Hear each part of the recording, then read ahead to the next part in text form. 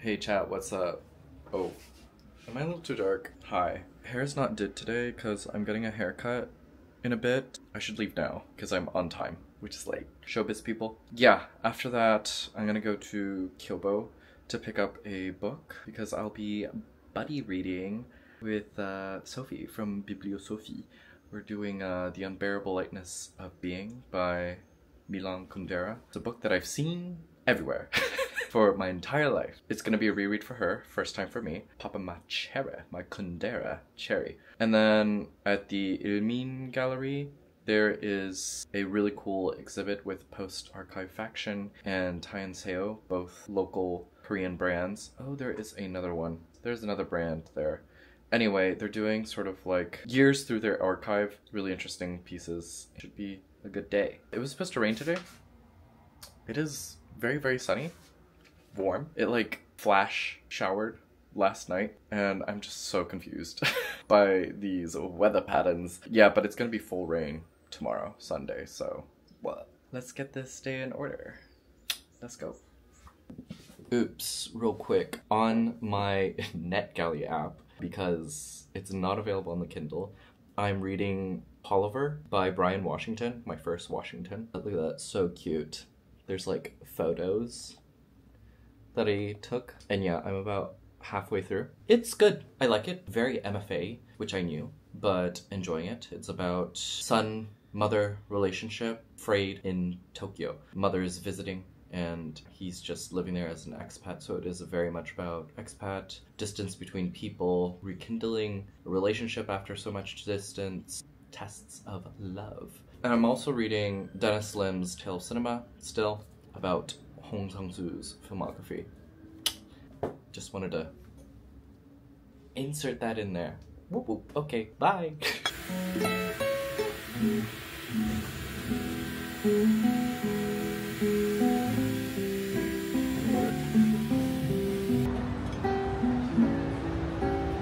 How's the hair? Is it okay?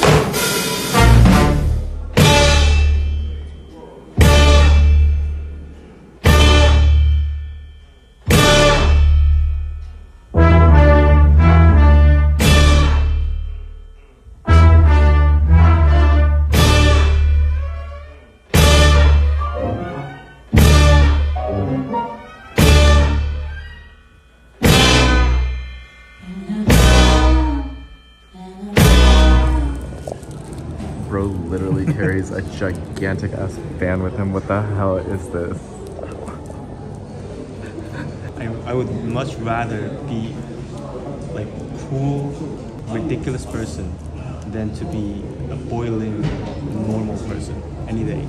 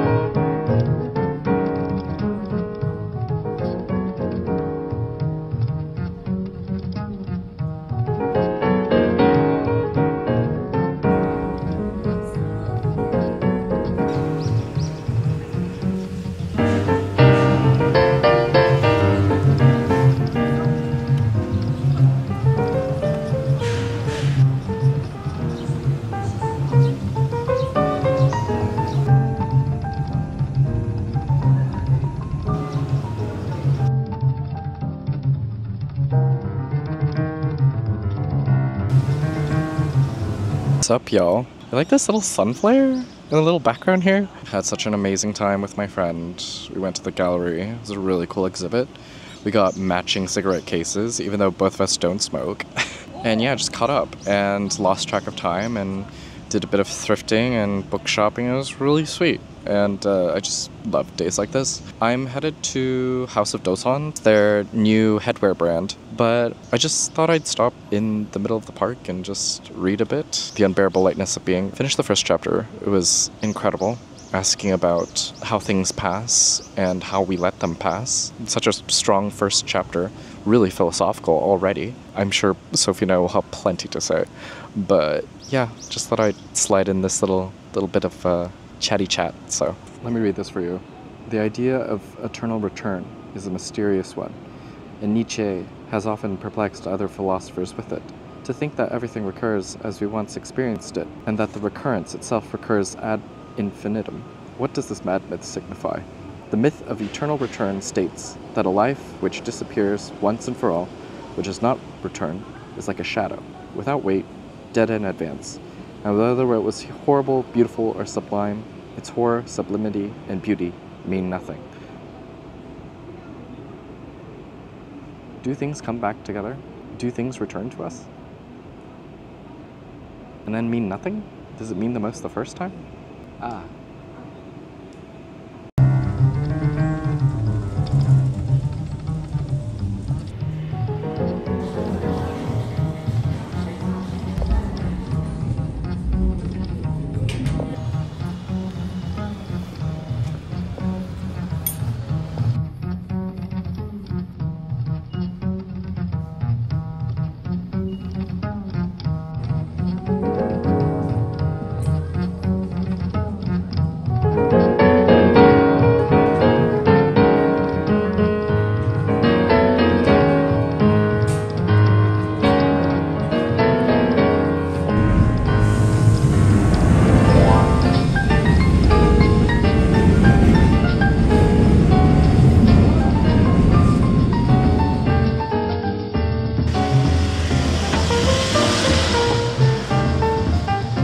Hey gang, there we go.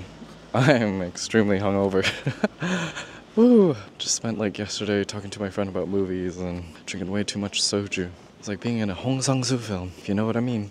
Got this coffee date with a friend, recurring character, Minho. Gonna talk some things, maybe plan out another cool event, see where we go from there. But let me tell you, it's a scorcher today. I feel like I'm in LA.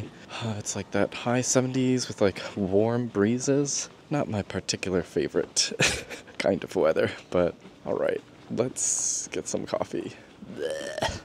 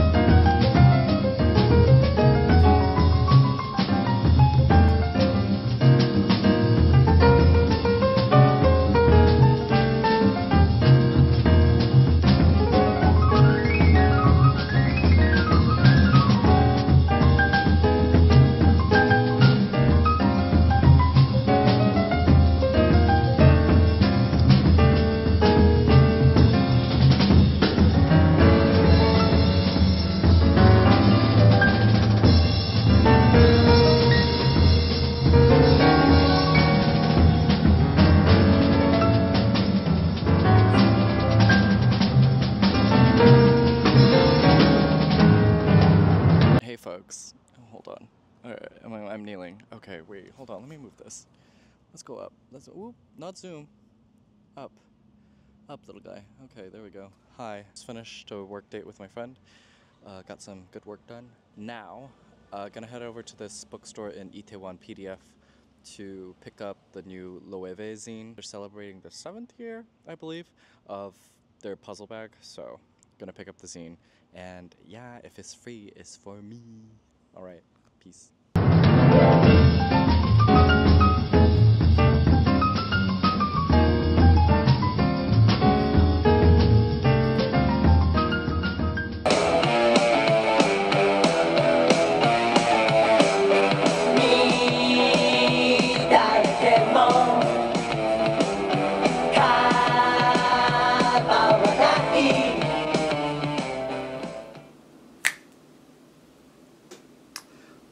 I don't think I closed out the vlog. Let me see. Where did I leave you off of? Had a little coffee date with a friend. We just got some work done, doing some really fun, interesting things regarding his project. Also, if you're out there making art, doing art, how about your friends? I think the intersections of different kinds of art forms just bleed into your own work, helps your friends out, helps you out, just makes you a better artist. Turns you into that multidisciplinary artist. After that, I ended up going to PDF, which is this cute little art bookstore in Itaewon, for this Loewe issue 7. Beautifully designed, can't wait to scrapbook this. I thought there was gonna be more, like, cool articles. But I can't complain. Look, it's Greta. Cute little zine they put out. It's good quality. Inspiration in terms of, like, typesetting for myself. I'm not a graphic designer by any means. I just like typography and stuff. I'm a nerd. Anyway, there's that. Let me see. Is it called Palaver? I think it is, guys. I think it is. I just want to double check. I don't think I've given you any updates on it. Okay, fine. I won't give you updates on it because my laptop is being poo-poo. Palaver. Palaver by Bryan Washington. Have I talked about this? I don't know. I'm like 50 pages shy of finishing it. It's fine. I just can't finish it. Mostly because it's stuck on the NetGalley app. That is just not a fun site to read off of. NetGalley, get your shit together. Other book updates. Finished. Oh, no, I didn't. About 50 pages through of The Unbearable Lightness of Being. Incredible. Love Kundera's writing style and voice. He is the Franco-Czech Kurt Vonnegut. There's just this great levity of different cross-sections of art, philosophy, and it's literally just a story of boy meets girl. But the boy is a womanizer, and this girl really loves this womanizer. And why should she? Because the heart wants what it wants. It's that simple, isn't it?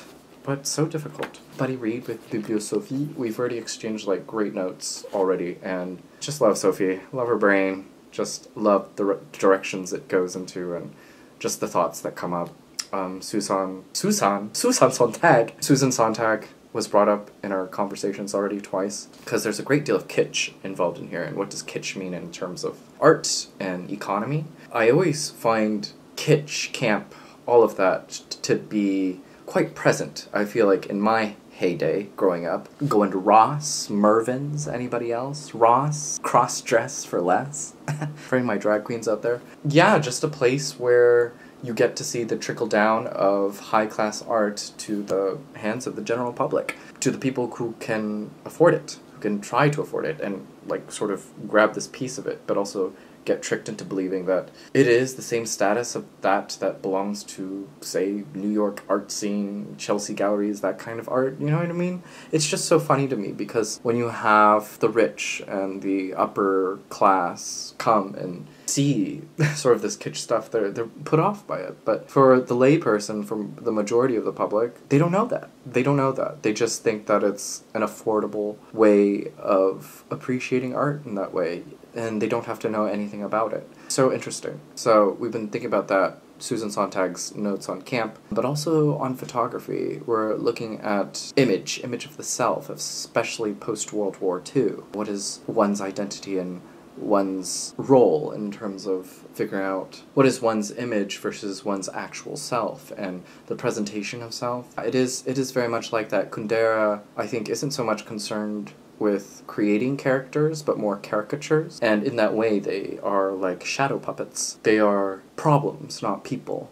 And it works here because there is a lot more going on in terms of philosophy and intersections of different kinds of art. There's a great mention of music, translation, and so it's just these problems and sets of problems pushed into these different ventures of art to ask more interesting questions, to ask the more philosophical questions regarding love and life. Yeah, having a fun time with it definitely reminds me of Vonnegut, and that's what I like. I always found Vonnegut to be interesting because though he was writing through really turbulent times, the Vietnam War, surviving World War II, it's still playful. It's still something that is meant for the general public, the lay people, something that can be enjoyed. When we talk about politics and such, it doesn't have to be all high and mighty and belong to a certain academic space or high class. It exists for all because it affects all. And I miss that. I've been wanting to go back to Vonnegut and reading his work to understand how he can write such fun stories that everyone can enjoy but still be emotionally and socially, politically impactful. I don't think we really get that anymore. Everything is just very much direct and in your face, unapologetic. And sure, that's all important too, but when I think about, say, the politics of Ocean Vuong and creating community and this whole idea of community, it's involving everyone. America, in its very divisive space right now, how do we include everybody? How do we regard each other as equal? Why must we create these fine lines between each other? Why can't we go back to being able to accept different political ideas but try and meet in the same place when it comes to stories and storytelling? I want to know. I really want to know. And I wonder if we'll ever get there again. But yeah, enjoying this plenty. Book mail. Esalary Books kindly sent this over. This is the new release of Philippa Snow's Snow Business. Ain't that a darling? I've mentioned Esalary Books before, and I think they do really incredible, important work, mostly because they print out these tiny books. Books you can literally fit in your pocket, so you literally have no excuse for not reading. Because look, if you are tired dragging around big, heavy books just in general, don't have enough space, look at that. Look at that. You can literally fit that in your pocket. I don't know what this is about, so let's see. There's a little note from Werner Herzog at the beginning here. I'm fascinated by trash TV. The poet must not avert his eyes. Oh, look. There's something about David Lynch. Snow Business is a collection of reviews, essays, and flash fiction from one of Britain's best cultural critics, which explores the unbreakable bond between mass media, popular culture, and art. Can't wait to get to it. Looks doable and incredible. Anyway, that's it. It's hot as balls. I'm tired. It's already that part of summer where it's way too hot to be doing anything, and all I want to do is just bum out and freeze myself in air conditioning. As always, be well, do good work, keep in touch.